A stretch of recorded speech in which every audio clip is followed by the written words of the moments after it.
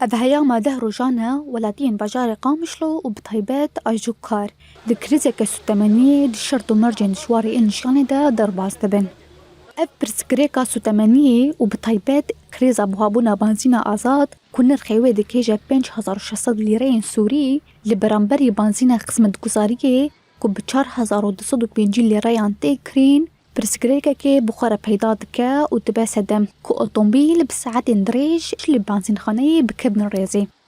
Ajookaran ji Rojava TV'ye re destnîşan kirin ku krîza benzînê bûye sedema rawestandina karê wanî rojane. داعي هر تاكسي داعي لساعي لتسكراوي ديا يعني كامل تشب مصروفات خو عائله خو بالحق نشم دورا غازيه دبسك درو سيروجا وتشم زان صناعه مسياري خو بصلحين امنا ما زان شلوكن يا اخي بنزينا ما ام هيفين اداره محروقات جوالا بنزينا ما بوفرنج مره يا اخي وكبري نشوف غازيه ما بنزينا خو دادكن بلاد كتن الشغل خو اميرو سيرفيسن يعني قوميرو نشغلن على مشي الشارع عادمينه وما لما وعائلاتي مش بمصروف دمينن شغلة مسكنية، أف سكنية بري أسبوع كل شغلة مسكنية، وطبعا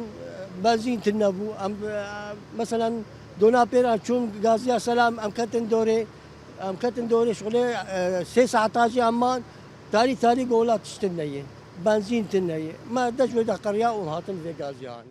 Serokê Ajookarên Geraja Taxa Cûdî komîteya sûtemeniyê rexne dike û dibêje pêwîst e di derbarê vê krîza sûtemeniyê de daxuyaniyek ji welatiyan re bêzelal kirin. رخنك مظن لجنا محروقات كن ام بخوسكا دركت بعد داخيانيك دا بانو سببا في ازمتشيا يعني قهد بين مي بهاكن قهد بينما يعني امزاني بن نا قالك شفيري ما يعني هناك 3000 سن هناك 4000 سن اما تشكيل رسمي شارداريه بينينا. Ajookarên bajarê Qamişlo daxwaz li rayedarên peywendîdar dikin ku çareseriyekê ji vê pirsgirêkê re bibînin û êşên wanî rojane sivik bikin. Her wiha tevî hewildanê ji bo zelalkirina sedema krîza sûtemeniyê heta niha jî ji aliyê rayedarên peywendîdar ve tu daxuyaniyekê fermî nehate dayîn. Ev yek pirseke nezelalkirî li gel welatiyan çê dike.